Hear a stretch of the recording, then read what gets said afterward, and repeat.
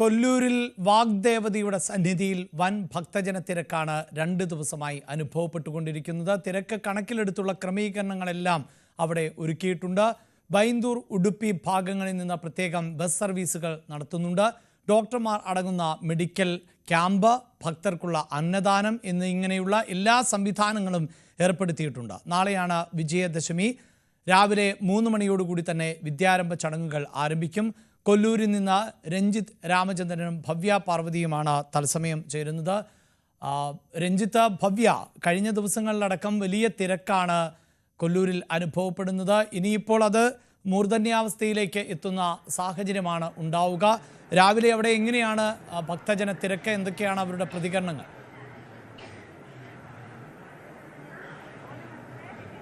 അതാണ് വലിയ തിരക്ക്. അതായത് രാവിലെ 3 മണിക്ക് നട തുറന്ന സമയം മുതൽ വലിയ തിരക്കാണ് ഇവിടെ അനുഭവപ്പെടുന്നത്, കൊല്ലൂരിൽ അനുഭവപ്പെടുന്നത്. ഇപ്പോഴും നമുക്ക് ദൃശ്യങ്ങളിൽ കാണാം അഭിലാഷ്, തിരക്കിന് യാതൊരു കുറവുമില്ല. ഇവിടെ ഈ ദൃശ്യങ്ങളിൽ കാണുന്ന നമ്മുടെ മലയാളികളായ ഒരുപാട് ആളുകൾ ദർശനത്തിനായി രാവിലെ മുതൽ ഇവിടെ ക്യൂ നിൽക്കുന്നുണ്ട്. ഇപ്പോൾ കാലാവസ്ഥ അത്ര അനുകൂലമല്ല, കാരണം ശക്തമായ മഴയൊക്കെ പെയ്യുന്നുണ്ട്. ഇന്നലെ മുതൽ തന്നെ മഴയുണ്ട്. പക്ഷേ ഈ മഴയൊക്കെ അവഗണിച്ചുകൊണ്ടാണ് ഈ ആളുകളൊക്കെ ഇങ്ങോട്ടേക്ക് എത്തുകയും ദേവിയെ കണ്ടു മടങ്ങുകയും ചെയ്യുന്നത്. ഇപ്പോൾ ഈ ചില സമയങ്ങളിൽ ഓരോ അരമണിക്കൂർ 1 മണിക്കൂർ കൂടുമ്പോൾ പൂജയ്ക്കായി നട അടയ്ക്കാറുണ്ട്. ഇപ്പോൾ നട അടച്ചിരിക്കുകയാണ്. ഇനി 10 മിനിറ്റ് കഴിഞ്ഞായിരിക്കും നട തുറക്കുക. പക്ഷേ വളരെ ക്ഷമയോടെ, ഭക്തിയോടെ ദേവിയെ കണ്ട് മടങ്ങുക എന്ന ലക്ഷ്യം മാത്രം മുന്നിൽ നിന്ന് വെച്ചുകൊണ്ടുള്ള ദർശനമാണ് ഇപ്പോൾ നടക്കുന്നത്. ഈ കാണുന്ന ഈ ചുറ്റും കാണുന്നതൊക്കെ വലിയ വലിയ ക്യൂകളാണ് ഉള്ളത്. നമുക്കറിയാം, ഒരുപാട് ആളുകൾ അങ്ങോട്ടേക്ക് എത്തുന്നുണ്ട്. അവർ ഒക്കെ ദേവിയെ കണ്ട് മടങ്ങുക എന്നുള്ളത് തന്നെയാണ്. ഇവിടെ ക്യാമ്പ് ചെയ്ത് 2 ദിവസം നിന്ന് നവരാത്രി പൂജകൾ മൊത്തം തൊഴുത് മടങ്ങുന്ന ആളുകളും ഉണ്ട്. ഒപ്പം ഇന്നും നാളെയും മാത്രം നിൽക്കുന്ന ആളുകളും ഒക്കെ ഉണ്ട്. 10 ദിവസവും ഇവിടെ താമസിച്ച് ഇതുമായി ബന്ധപ്പെട്ട ചടങ്ങുകളിൽ പങ്കെടുക്കുന്നവരൊക്കെ ഉണ്ട്. നമുക്ക് ദൃശ്യങ്ങളിൽ കാണാം, അന്യ സംസ്ഥാനങ്ങളിൽ നിന്ന് വരുന്നവരുണ്ട്, മലയാളികളായ ആളുകൾ ഒരുപാട് പേരുണ്ട്. അതാണ് ഏറ്റവും പ്രധാനപ്പെട്ട കാര്യം, അല്ലേ ഭവ്യ? തീർച്ചയായും അത് തന്നെയാണ് ഇന്നത്തെ പ്രധാനപ്പെട്ട ചടങ്ങ് എന്ന് പറയുന്നത് അഭിലാഷ്. അത് പുഷ്പരഥോത്സവമാണ്. ഈ നവരാത്രി നാളുകളിൽ മൂകാംബികയിലെത്തി വിദ്യാരംഭത്തിനും രഥോത്സവത്തിനും ഒക്കെ പങ്കെടുക്കണമെന്ന് ആഗ്രഹിക്കാത്ത ഭക്തർ വളരെ കുറവായിരിക്കും. അതുകൊണ്ട് തന്നെയാണ് അതുകൊണ്ടാണ് ഈ തിരക്ക് നമ്മൾ ഇവിടെ കാണുന്നത്. പുഷ്പാലങ്കൃതമായ രഥത്തിൽ ദേവിയെ എഴുന്നള്ളിക്കും. മണിക്കൂറുകൾ കൊണ്ടാണ് ആ രഥം മനോഹരമായി പുഷ്പാലങ്കൃതമാക്കി. നമ്മൾ നേരത്തെ ആ രഥത്തിന്റെ ചിത്രമൊക്കെ രഥത്തിനെയൊക്കെ വളരെ വ്യക്തമായി കാണിച്ചിരുന്നു. ഈ ക്ഷേത്രത്തിനുള്ളിൽ ശ്രീകോവിലിൽ 3 തവണ രഥത്തിൽ ദേവി എഴുന്നള്ളുമ്പോൾ ചടങ്ങിന് സാക്ഷ്യം വഹിക്കാൻ സാധിക്കുക എന്ന് പറയുന്നത് ഭക്തരെ സംബന്ധിച്ച് വലിയ പുണ്യമായിട്ടാണ് അവർ കരുതുന്നത്. ഈ രഥത്തിൽ നിന്നും നാണയത്തുട്ടുകൾ പൂജാരിമാർ ഭക്തർക്ക് എറിഞ്ഞു നൽകുമ്പോൾ അത് സ്വീകരിക്കാനായി കാത്തു നിൽക്കുന്ന ഭക്തരുടെ കാഴ്ചയും അതൊരു ഭക്തി നിർഭരമാണ്. വലിയ സുന്ദരമായ കാഴ്ചയാണ്. കൈകൾ ഉയർത്തി ആ നാണയത്തുട്ടുകൾ സ്വീകരിക്കാൻ കാത്തു നിൽക്കുന്നവരുടെ ഒരു കാഴ്ചയുണ്ട്. അത് കൃത്യം 1:15 നമുക്ക് പ്രേക്ഷകരെ കാണിക്കാൻ സാധിക്കും. ഇപ്പോൾ ഇതാ വലിയ തിരക്കാണ്. രാവിലെ മുതൽ ഇവിടെ വലിയ മഴയായിരുന്നു. ഇപ്പോൾ ആ മഴ ചെറുതായിട്ടൊന്ന് മാറി നിൽക്കുന്നുണ്ട്. ഈ ആളുകൾ നമുക്ക് കാണാം. ഈ ക്യൂ എന്ന് പറയുന്നത് തുടക്കം ക്ഷേത്രത്തിന്റെ പുറത്ത് നിന്ന് തുടങ്ങുന്ന ക്യൂ ആണ്. മണിക്കൂറുകളായി കാത്തു നിൽക്കുന്ന ആളുകളാണ്. ഇതെല്ലാം ഭക്തിസാന്ദ്രമാണ് കൊല്ലൂർ എന്ന് തന്നെ പറയും. ഇവിടെ ഒരുക്കങ്ങളെല്ലാം പൂർണ്ണമായി മഹാനവമി ദിവസം ദേവിയെ കണ്ട് തൊഴാൻ വന്ന ആളുകളാണ്. കൂടുതലും മലയാളികളാണ് ഉള്ളത് എന്നുള്ള പ്രത്യേകത കൂടിയുണ്ട്. 90% ഇവിടേക്ക് എത്തുന്നത് മലയാളികൾ തന്നെയാണ്. അവർ മണിക്കൂറുകളായി കാത്തു നിൽക്കുകയാണ്. ഈ ഭക്തി മാത്രമാണ് ഇവിടെ ഉള്ളത് എന്ന് തോന്നിപ്പോകും. നാളെയാണ് വിജയദശമി നടക്കാൻ പോകുന്നത്. ആ വിജയദശമിയിൽ ആയിരക്കണക്കിന് 10,000-കണക്കിന് കുരുന്നുകളാണ് മൂകാംബിക ദേവിയുടെ മുൻപിൽ നിന്ന് ആദ്യാക്ഷരം കുറിക്കാൻ പോകുന്നത്. ഇവിടുത്തെ പ്രത്യേകത എന്ന് പറയുന്നത് ഇവിടെ എല്ലാ ദിവസവും ആദ്യാക്ഷരം കുറിക്കാൻ സാധിക്കും എന്നുള്ളതാണ്. മറ്റ് ക്ഷേത്രങ്ങളിലൊന്നും അതുണ്ടാവില്ല. പക്ഷേ ഇവിടെ എല്ലാ ദിവസവും നവരാത്രിയാണ്. എല്ലാ ദിവസവും ഇവിടെ കുഞ്ഞുങ്ങൾക്ക് ഇന്നിപ്പോൾ മഹാനവമി നാളായിട്ട് പോലും പ്രായഭേദമന്യേ ആളുകൾ അവിടെ വന്നിരുന്ന അക്ഷരം കുറിക്കുന്നത്. 3 വയസ്സുള്ള കുഞ്ഞുങ്ങളെയാണ് നമ്മൾ ഹരിശ്രീ കുറിപ്പിക്കുന്നത്. പക്ഷെ ഇവിടെ അവിടെ യാതൊരു പ്രായഭേദവും ഇല്ല. ആർക്കും അക്ഷരം കുറിക്കാം, ആദ്യാക്ഷരം കുറിക്കാം, ഹരിശ്രീ കുറിക്കാം എന്നുള്ളൊരു പ്രത്യേകത കൂടിയുണ്ട്. അങ്ങനെ ദേവിയെ മാത്രം ഭജിച്ച് മൂകാംബിക അമ്മയെ ഒരു നോക്ക് കാണാൻ വേണ്ടി കാത്തു നിൽക്കുന്ന ആളുകളാണ്. അഭൂതപൂർവമായ തിരക്ക് എന്ന് തന്നെ പറയാം. പക്ഷെ അപ്പോൾ പോലും കഴിഞ്ഞ വർഷത്തേക്കാൾ ക്രമീകരണങ്ങളിൽ ഒരുപാട് മാറ്റമുണ്ട്. നല്ല രീതിയിൽ ക്രമീകരണങ്ങൾ നടത്തിയിട്ടുണ്ട്. ഇപ്പോൾ ഇതാ ലളിതാ സഹസ്രനാമങ്ങളൊക്കെ ചൊല്ലിക്കൊണ്ട് ജപിച്ചുകൊണ്ട് ദേവിയെ കാണാനുള്ള കാത്തിരിപ്പാണ്. അത് മണിക്കൂറുകൾ നീണ്ട കാത്തിരിപ്പാണ്. ഞങ്ങളിപ്പോൾ ക്ഷേത്രത്തിന്റെ പുറക് വശത്തേക്ക് ഇങ്ങനെ നടക്കുകയായിരുന്നു. ഇവിടെ നമുക്ക് പ്രായമായ അമ്മമാരെ കാണാം, സഹോദരിമാരുണ്ട്, കുട്ടികളുണ്ട്. അവരൊക്കെ ക്യൂ നിന്ന് മടുത്ത കുട്ടികളെ നമുക്ക് കാണാൻ സാധിക്കും. അത്രമാത്രം ആളുകളാണ്. നാളെ ഏറ്റവും കൂടുതൽ നമുക്ക് കുരുന്നുകൾ രാവിലെ 3 മണിക്കാണ്.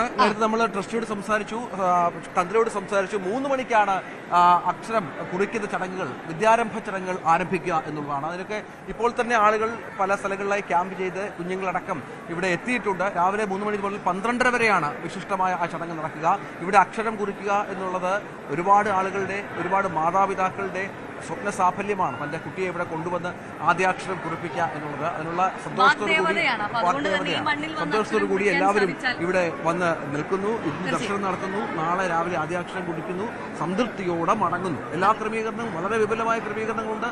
നല്ല രീതിയിൽ കാര്യങ്ങൾ മുന്നോട്ട് കൊണ്ടുപോയിട്ടുണ്ട്. ഭക്തജനങ്ങൾക്ക് യാതൊരു പ്രശ്നവുമില്ലാതെ ക്യൂ നിൽക്കേണ്ടി വരും, സ്വാഭാവികമാണ്. ഇത്ര വലിയ തിരക്ക് വരുമ്പോൾ ക്യൂ നിന്ന് തൊഴേണ്ടി വരും. പക്ഷെ അതിന് യാതൊരു പ്രശ്നവുമില്ലാതെ കേരളത്തിന്റെ, രാജ്യത്തിന്റെ എല്ലാ ഭാഗങ്ങളിൽ നിന്നുമുള്ള നിരവധി ആളുകൾ ഇങ്ങോട്ടേക്ക് എത്തുകയാണ്.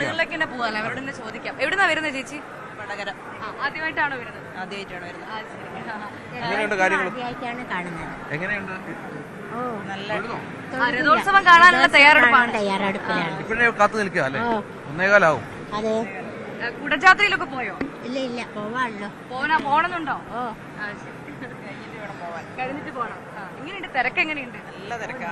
രാവിലെ 3 മണിക്ക് വന്നിട്ടാണ് തൊഴുതിട്ട് ഇറങ്ങി. ഈ താമസത്തിനൊക്കെ റൂമൊക്കെ കിട്ടി? ആ റൂമൊക്കെ കിട്ടി. അപ്പൊ ബുദ്ധിമുട്ടൊന്നും ഇല്ല? ഇല്ല, ക്യൂ നിൽക്കണമെന്നേ ഉള്ളൂ. ആ ഒരു ബുദ്ധിമുട്ടേ ഉള്ളൂ. അമ്മയുടെ പേരെന്താ? നടത്തിയത് എവിടുന്നാ വരുന്നേ? ബാക്കി ആഹാ, കണ്ടിട്ട് കുറേ വർഷങ്ങളായിട്ട് ഇവിടെ വരുന്ന ആളാന്ന് തോന്നുന്നല്ലോ. ആ, അതാണ് കണ്ടുപിടിച്ച കണ്ടില്ലേ?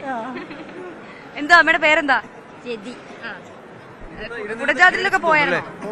ഇരുന്ന് ക്ഷീണിച്ചോ? ഇത്തവണ പോകുന്നുണ്ടോ? ഇത്തവണ പോകുന്നുണ്ടോ? ക്യൂ നിന്ന് മടുത്തോ? ഇല്ല, മടുപ്പൊന്നും ഇല്ല.